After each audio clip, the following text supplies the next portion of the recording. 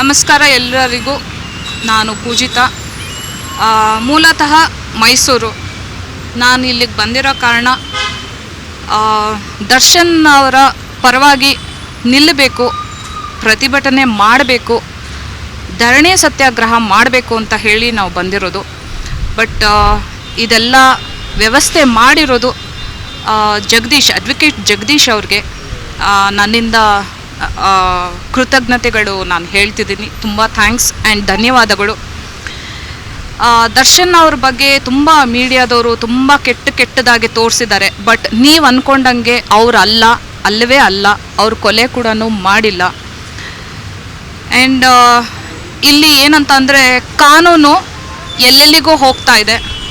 But ಕಾನೂನುವಾಗೇ ಇದ್ದರೆ ಒಳ್ಳೆಯದು. ಎಲ್ಲರನ್ನೂ ಸಮವಾಗಿ ನೋಡಬೇಕು ಕಾನೂನು, ಅಷ್ಟೇ.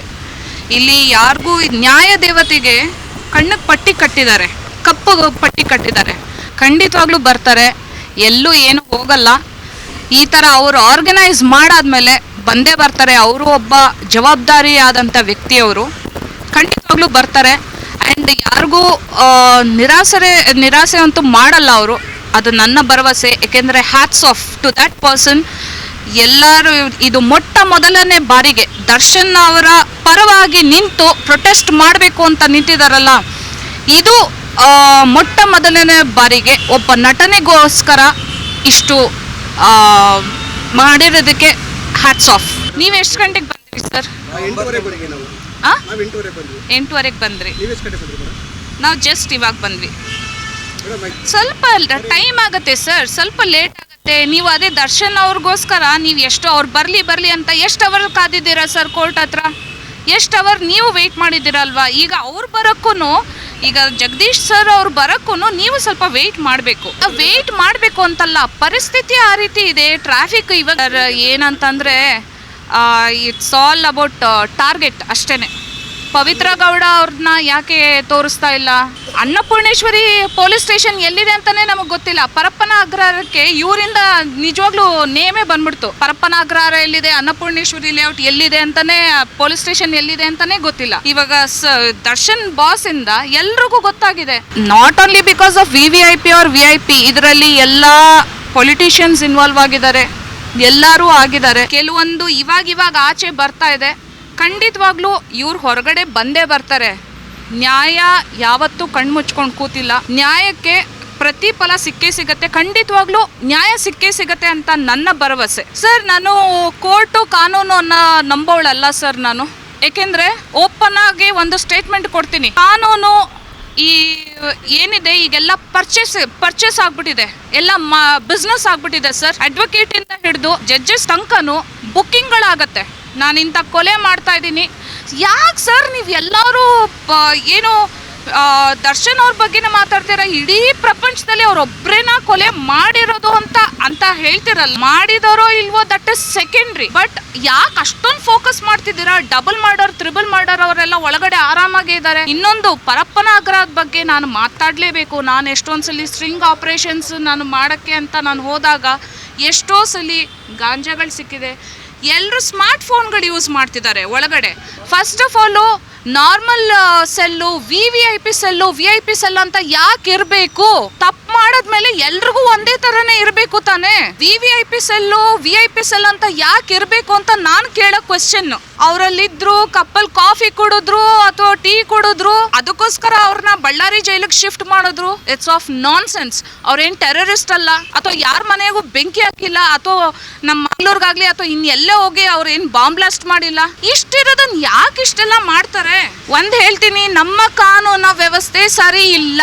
ನನಗೆ ಕೋರ್ಟು ಈ ತೀರ್ಪು ಇದ್ರ ಮೇಲೆ ನನಗೆ ನಂಬಿಕೆ ಇಲ್ಲ. ಯಾಕೆಂದ್ರೆ everything can be booked easily. ನನ್ನ ಕ್ಲೈಂಟ್ಸೇ ಸುಮಾರು ಜನ ಒಳಗಡೆ ಇದ್ದಾರೆ ಜೇಸಿನಲ್ಲಿ.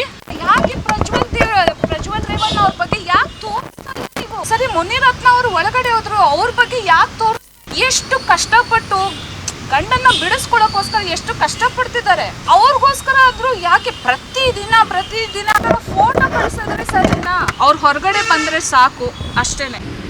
ಹಾಗಾದ್ರೆ ರೇಣುಕಾ ಸ್ವಾಮಿ ಅವ್ರಿಗೆ ಮಾತ್ರ ಫ್ಯಾಮಿಲಿ ಇದಾರ, ಇವ್ರಿಗಿಲ್ವಾ? ಪ್ರತಿಯೊಬ್ಬ ನೋಡಿದ್ರು HD ಕುಮಾರಸ್ವಾಮಿ ಅವರಿಗೆ ದರ್ಶನ್ ಫ್ಯಾನ್ಸ್ ಮಹಿಳಾ ಒಂದು ಫ್ಯಾನ್ಸ್ ಅವಕಾಶ ಇದೆ.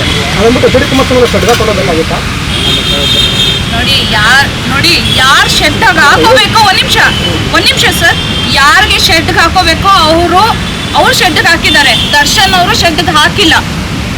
ಸರಿ ಆಯ್ತು, ಒಂದ್ ನಿಮಿಷ ಸರ್,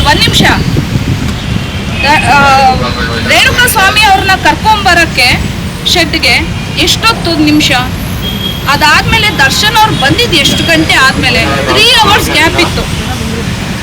ನೀವು ಸರಿಯಾಗಿ ನೋಡಿ, 3 hours ಗ್ಯಾಪಲ್ಲಿ ಇದು ಆಲ್ರೆಡಿ ಅವರು ಹೋಗ್ಬಿಟ್ಟಿದ್ರು, ಮೃತಪಟ್ಟ ರೇಣುಕಾ ಸ್ವಾಮಿ ಅವರು.